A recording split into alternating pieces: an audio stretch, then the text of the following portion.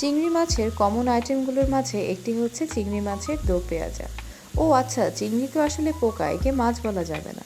তো আজ কিভাবে আমি চিংড়ির দো পেঁয়াজা করলাম সেটা আপনাদের সঙ্গে শেয়ার করছি। এখানে আমি কিছু পরিষ্কার করে নেওয়া চিংড়ি নিয়ে নিয়েছি, আর একটা হাঁড়িতে আমি এখন দেশি পেঁয়াজগুলোকে কুচি করে কেটে সেগুলোকে নিয়ে নিলাম। দিয়ে দিলাম পরিমাণ মতো লবণ, মরিচের গুঁড়ো, হলুদের গুঁড়ো।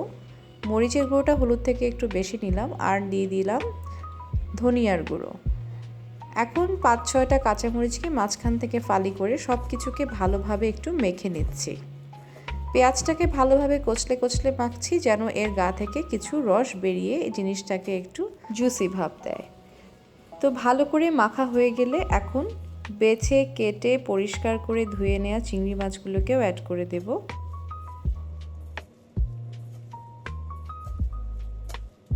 ও তার আগে একটু আদা রসুনের পেস্টও কিন্তু এখানে দিয়ে নিলাম।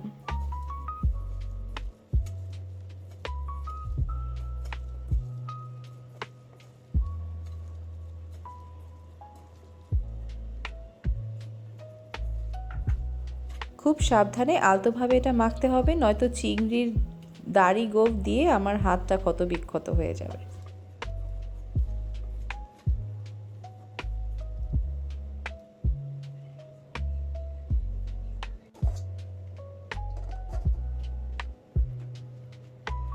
প্যানে পর্যাপ্ত মাত্রায় তেল দিয়ে চিংড়িগুলোকে মশলা থেকে আলাদা করে ভেজে নিচ্ছি।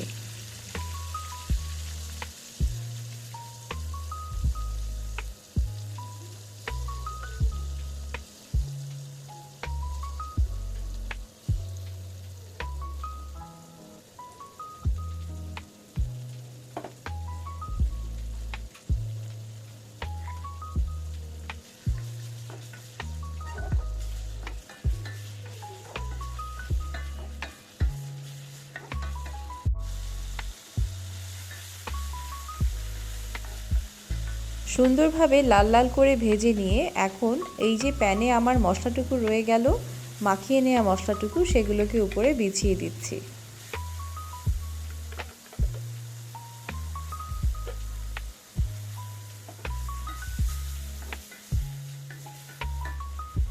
সব কিছুকে নেড়েচেড়ে তেলের সাথে মিশিয়ে নিয়ে আরও কিছুক্ষণ ভেজে নিচ্ছি। এখান থেকে একটু পানি বেরোবে, তাই আমি এটাকে এখন ঢেকে দিলাম।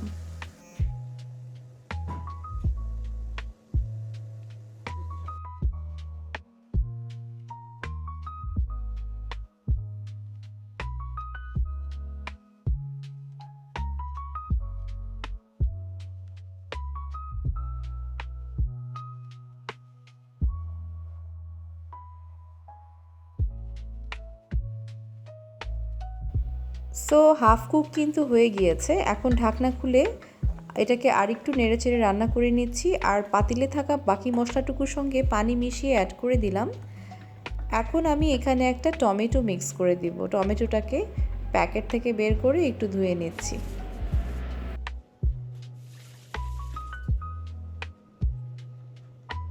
এটাকে 6 ফালি করে কেটে নিলাম। ব্যাস, এখন ফালিগুলোকে টমেটোর ফালিগুলোকে তরকারির উপরে দিয়ে দিচ্ছি। বাকি রান্নাটুকু ঢাকনা তুলেই করে নিচ্ছি, কারণ চিংড়ি মাছ বেশি সেদ্ধ হয়ে গেলে খেতে রাবারের মতো লাগবে।